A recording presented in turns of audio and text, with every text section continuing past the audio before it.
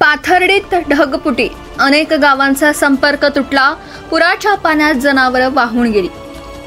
रात्रीपासून पाऊस झाला असून पाथर्डी तालुक्याच्या तिसगाव येथील नदीला 100 वर्षांनंतर मोठा पूर आल्याचं सांगितलं जात आहे। पावसामुळे शेवगाव पाथर्डी भागामध्ये कापूस आणि फळबागांचं मोठं नुकसान।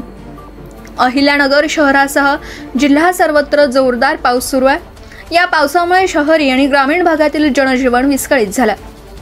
दरम्यान पाथर्डी तालुक्यात सोमवारी मध्यरात्रीनंतर झालेल्या ढगफुटीमुळे मोठ्या प्रमाणावर नुकसान झालं।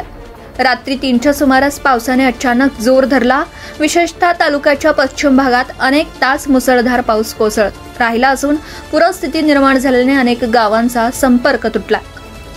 पाथर्डी शहरातही पूर परिस्थिती निर्माण झाली आहे। कसबा विभागातील खोलेश्वर मंदिर, तपणेश्वर मंदिर परिसर पाणी वाढला। अमराई मंदिराला पाण्याचा वेढा बसलाय।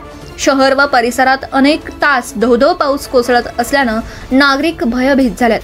अनेक शेत जमिनी वाहून गेल्याने पीकही त्याबरोबर नष्ट झाले। अनेक शेत जमिनीत पाणी साचून शेतकऱ्यांचं मोठं नुकसान या पावसामुळे झालं।